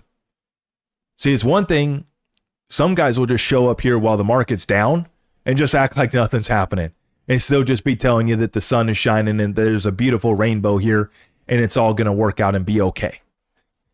And so they continue to show up during the bear market, but they just allow the egg to get smashed on their face every day. But they have no real analysis, and so that's why they can't do anything different besides deliver you hopium. It takes another level of real analysis, understanding of macro current events, and having real game to be able to speak on other topics, to be able to talk about other coins. And during the 2022 bear market, I took that opportunity to continue learning about XRP, but I started to learn about other cryptos, and then I started to look at the stocks. I started to look at private equity, and then also commodities. I've been trying to get caught up to speed on commodities. I learn from a lot of people in my community. We have a gentleman named David who speaks up almost every weekly call to give us some of his insights on silver and gold, and tremendous insights. We have people in our community that are very experienced and have a lot of money in real estate. And so I've been learning, and I take advantage of the bear markets and the drawdowns to learn about other assets, learn about other cryptos, sharpen my skills. I don't leave. And so I know that some guys do. It gets to be too much where some guys got to step aside, take a break. I put out what I thought was a really nice piece of content on Christmas Eve, where I explained the biggest Bitcoin and cryptos options expiry was coming, volatility was coming, and then after this we should expect a breakout. That is a piece of content that I thought was some good alpha on Christmas Eve. I did take Christmas Day off. I did take Christmas off, but yeah, I don't really have plans to step aside or bow. I've seen these guys come and go. But anyways, back to your question about Alan. I would love to collab with him again. I love Alan. I love his son. Good guys. And GBT, what do you say? GBT end goal for you? What do you mean by GBT?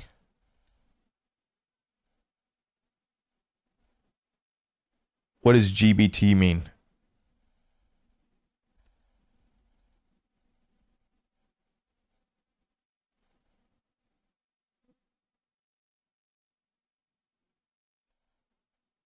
Yeah, I'm not sure what you meant with the second part of that question, but yeah, hopefully we'll collab with Alan here soon. Dude, keep the videos coming. There's nothing but opportunities, and that's how I feel, right? Yeah. How much XRP is left on the OTC? This is a super chat from Outdoor Things. Thank you.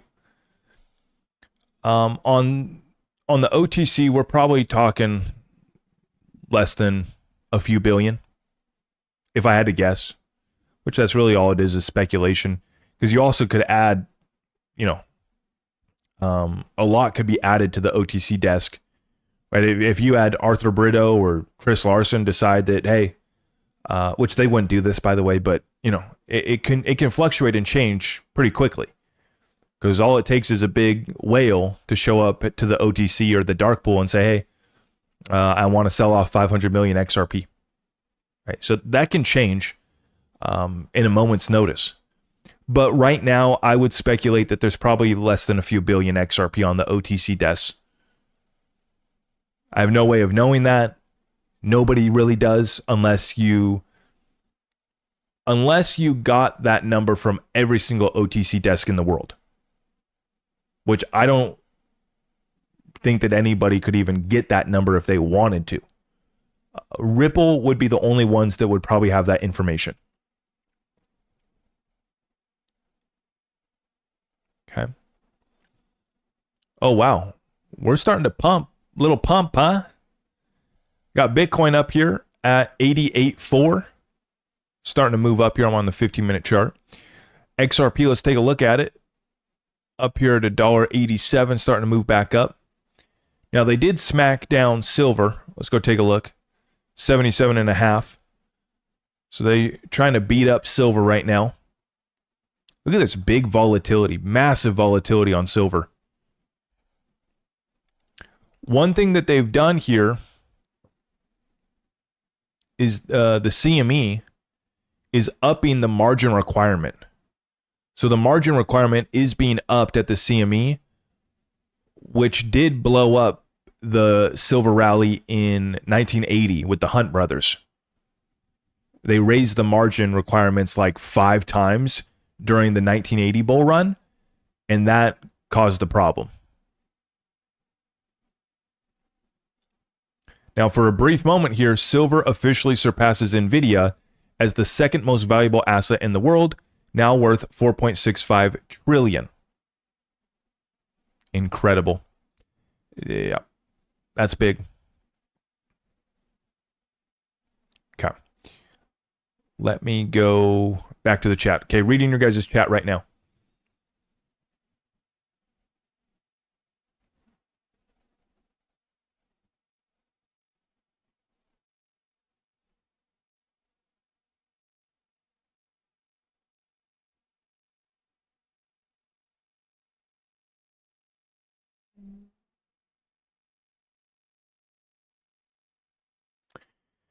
Yeah, reading the chat right now. Where can we get that gold XRP coin? Where is that? It's from my good friend Bradford. Shout out to Bradford. He's a member of the XRP community, and he makes these. So I have a QR code on the back of this and his phone number. I don't know if he wants me to share this publicly, though, but I'm going to talk to Bradford, and I'll ask him where he got this. I had another member of our community made this for me, too. This is a silver eagle, and he put my logo on the backside of it. But I called out the pretenders. There's a lot of pretenders out here that pretend that they have macro analysis, and I said, we have proof that I've been talking about silver for years, because I have the tarnished silver and buffalo head here. I got a 10-ounce bar right here, and this is a 1-ounce buffalo head. They're tarnished and dinged up because I've been dinging them up and putting my greasy hands on them for years. And so I showed the difference between this maple leaf that's protected and this buffalo head that's not. You can see a little bit cleaner look on this protected maple leaf that I got from one of our Canadian friends up north. Good stuff. I also got this nice Ripple pin at the Swell conference too from somebody. A lot of fun. It was you that got me into silver last year, and today I am happy. There you go. Guys, I mean, this is why we do what we do. One member in our community, and I'm not going to take all the credit because it's really been my community too, which has been teaching me about gold and silver and commodities as well. I was late. When I was younger, I was just buying freedom seeds, if you know what I'm talking about. And I've been stacking freedom seeds like no tomorrow.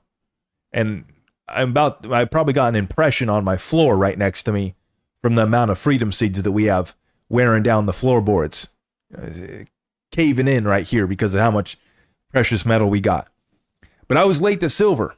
But this member in our community, he just said that he, thought it was the right thing to do for him. And that's what investing is doing what's right for you. He got into silver through our community, through me and members of our community, teaching him the fundamentals of it, getting him aware of it. And he told us last week that he just took profit on his silver and he bought a Lakeview property. Cash. And that's what I love to see. I mean, I wouldn't be taking silver to go, take profit on silver to go buy, crypto meme coins or, overvalued stocks, but taking silver to go buy real property, real estate, Lakeview. I like it. And I've always explained too, for me, precious metals are on the defensive side of my portfolio. I don't commingle my defensive and my offensive side. The only time that I bridge that gap, or cross that bridge, I should say, would be if I am going to take profits on crypto and then put it into a defensive measure. Okay, I ran up this coin. That's good. Let's go buy some more silver. Or down the road, let's go buy some gold. I will never, I really have no plans on selling my silver. None. I just plan on passing my silver down to my kids. There is no plan to sell my silver.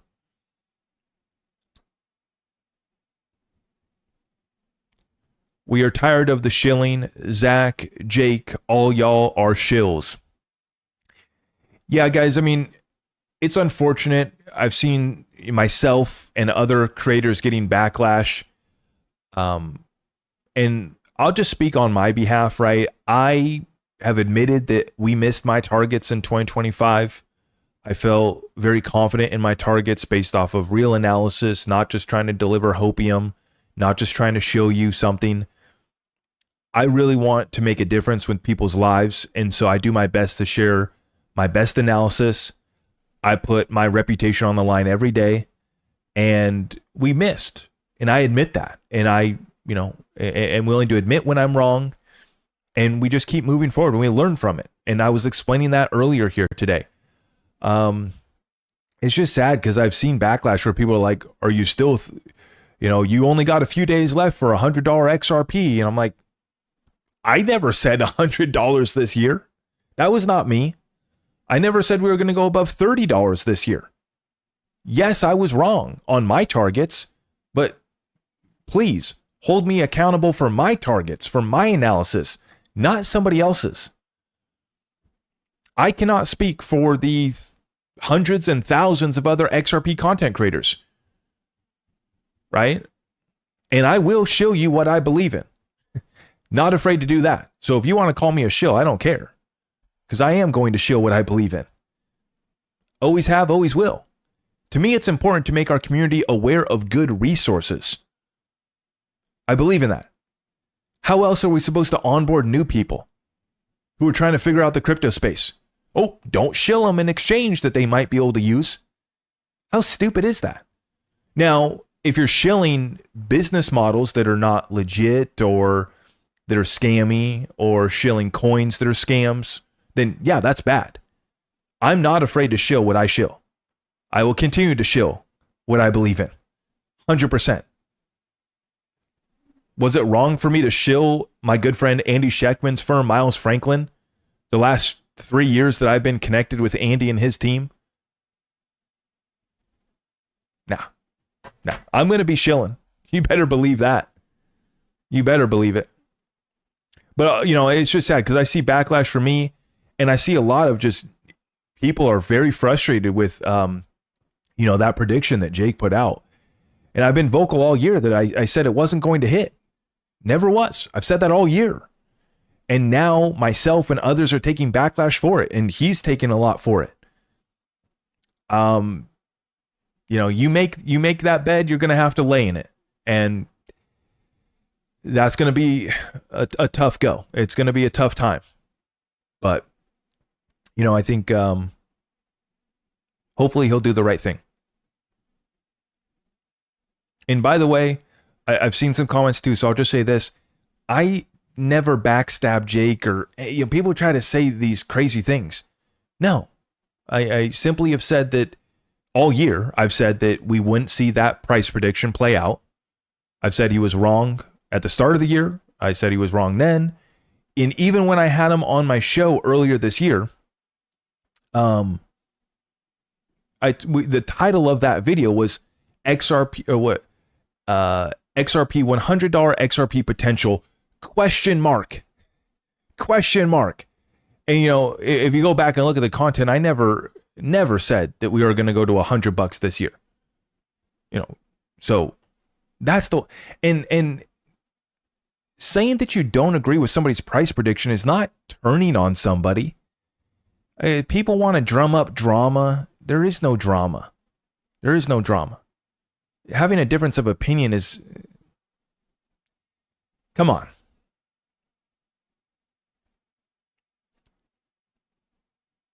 Yeah, keep shilling, Zach. We need these newcomers to get the big picture. Exactly. Yeah. Yep.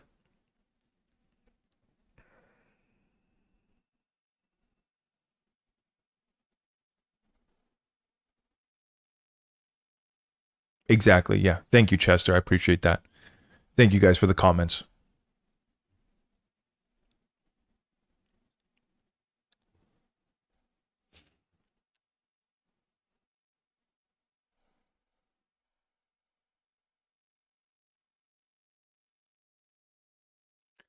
Let's go rapid fire here. I'm going to give you guys 5 more minutes, okay? 5 more minutes. You guys can ask any questions you want. I hear that my children have woken up from their nap. And I know they want to go on a bike ride. We got the kids' new bikes for Christmas. Transitioning from the Red Flyer? Red Flyer? I think that's what it is. Red Rider's the BB gun.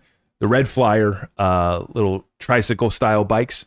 That's what they had before. And so we got them updated to the big kid bikes with training wheels. And they're both doing really good. My daughter, she's about to turn 4. And she's doing great on it. And then my son, he's only 2. But he will not let his sister do something that he can't do. He just will not have it. And so he tries to keep up with her. He's just 2 years old, but he's ripping around on that thing. I'm still trying to teach him to look up, though. He likes to ride with his head down, just pedaling away. Doesn't know how to work the brakes yet. So he's a menace, but we keep him in check, and the big thing that we're teaching them is when you fall down, you get back up on that bike. So the first bike ride that we went out, my daughter took a fall, scraped up her knee, drew a little bit of blood, but you got back up on that bike, and that's what it's about.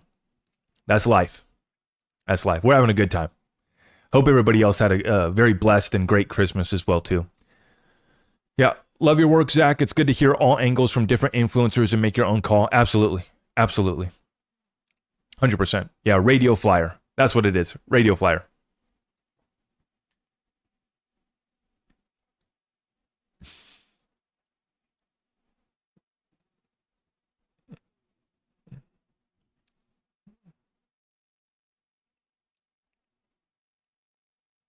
By the way, too, I'm loving this. This is one of the first shirts that I actually had on my website. This is the Better Bitcoin shirt. So on the front, it just has this big XRP logo right on the heart patch. And then on the back, it has the big XRP logo and it says XRP, the Better Bitcoin. Love this one.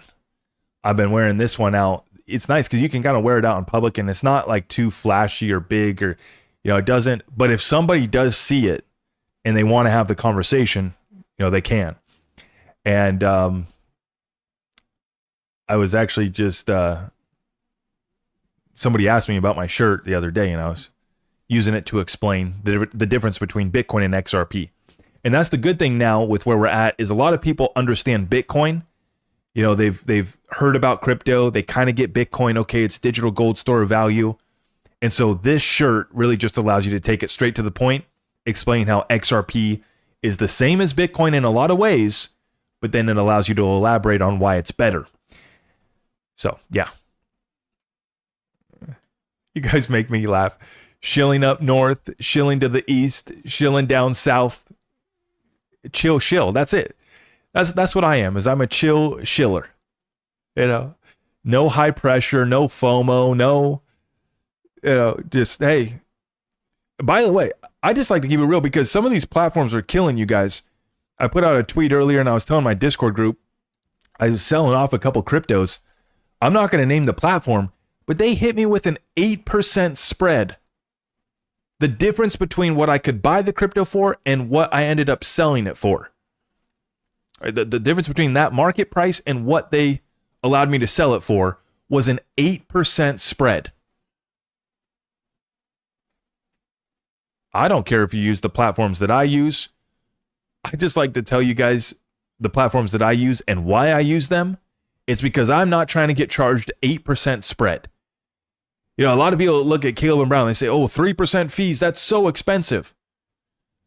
When you go trade illiquid coins that, you know, have low liquidity, some of these platforms are going to hit you. One coin was 8% spread. The other coin that I sold off was 5% spread. I'm telling you, watch out for these platforms out here.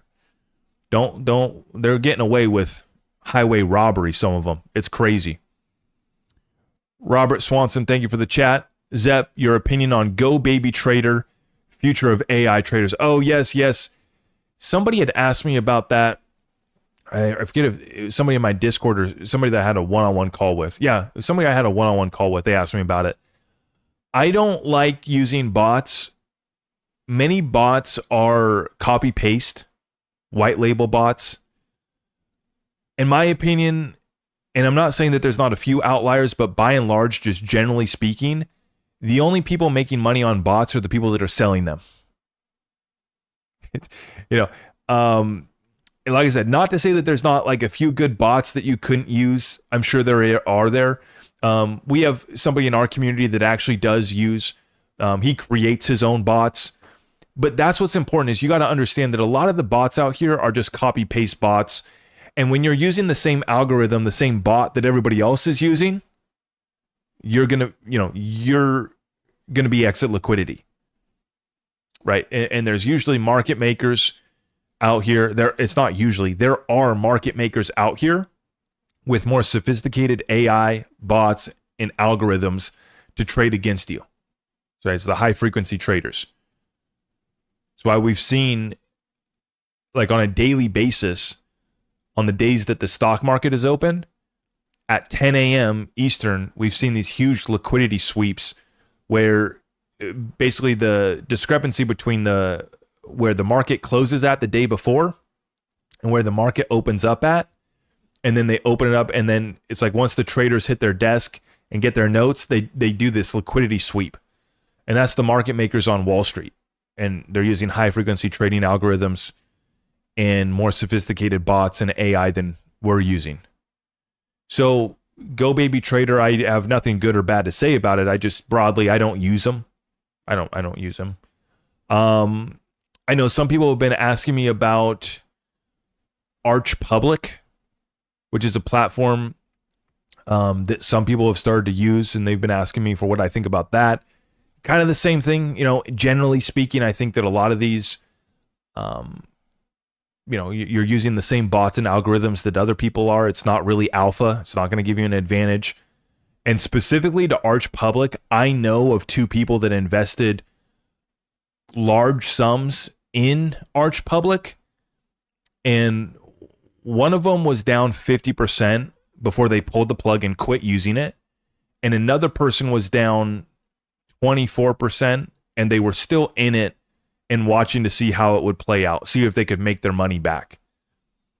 But these are two people that I know that told me their experience with that platform, and wasn't good. I'm just keeping it real. I'm just telling you guys what I heard. I've not used it, but yeah.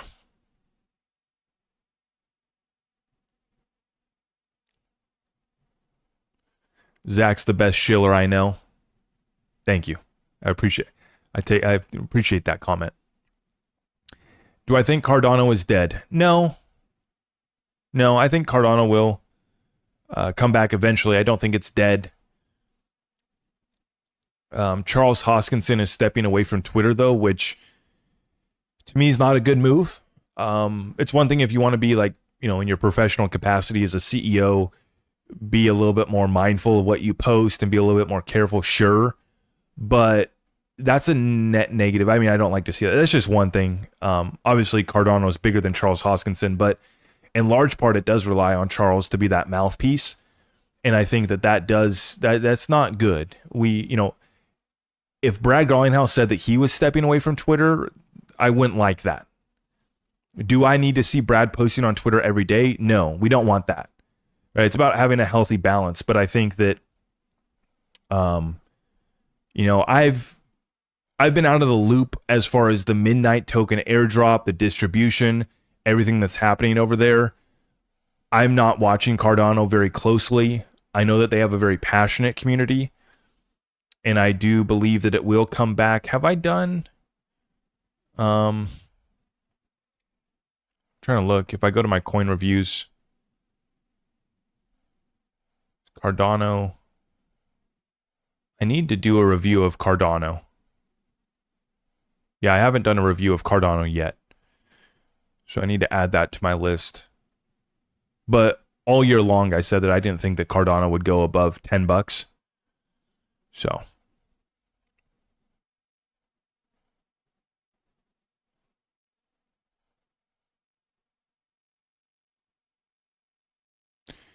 Zach, give up the ghost. Space is dead right now. That's why I love being here. That's why I love buying right now. It's always the best buying opportunities. When retail's crying, when retail's capitulating, when people are leaving Twitter, I'm firing up a live show. I'm buying. I'm going back to the fundamentals, and I'm not leaving. And that's paid off well for us already, and it's going to pay off really well into the future. I don't let retail's attitude, I don't let my attitude about if I'm having a bad day, I don't take it out on XRP. If my wife's mad at me, I don't take it out on XRP. Speaking of my wife being mad at me, she might be upset with me if I keep this live show going. I already gave you guys a few minutes extra just because I love you so much, and that's why we are here. On my Sunday, I spend time with family, and while the kids take a nap, we fire up a live show and give you guys a full market update. That's what we do. I'm not going anywhere. I'm adding to fundamental positions. I just bought Axelar, down bad on it right now. I'm not the best. I'm not perfect. I, have bags that are down. One of them's Axelar. I just bought some. We're watching. I'm still, getting caught up to speed on this new team. And I'm looking to actually get their new team on my show in the first part of 2026. Lining up some big interviews for 2026. Very excited about that. I added to my HBAR bags last week. Right, so I'm still adding on these levels, even knowing that we could still see 20 to 50% more downside. That's why you dollar cost average in. I'm not here to time the bottom. You probably shouldn't be either. And so if you believe in the fundamentals, the prices that we have in front of us are good. And if these, if the market comes down, then the prices get even better as long as you believe in the fundamentals. So that's what allowed us to buy XRP at 20 cents and, 15 cents when it was down. We weren't scared because we understood the fundamentals. That's what allowed folks to stack silver for decades leading up to this breakout, is because they were investing based off fundamentals, not hype, not, an influencer told me. Fundamentals. So no, I'm not leaving. In fact, this is where I take up ground. I've been here before. When I see these guys leaving, I say, yes, good. You know, not that I want to take away from anybody, but it's just the reality. When other guys are stepping aside, I've seen that they give up crypto content to go do Pokemon cards. That's great. I love Pokemon too, or at least I did when I was a kid. Go do Pokemon. It allows me to go capture some of that audience that still is interested in crypto, that is still interested in the fundamentals, that is interested in other markets as well too. That's why we don't just talk about crypto here. We talk about the financial markets as a whole. These guys want to hang it up.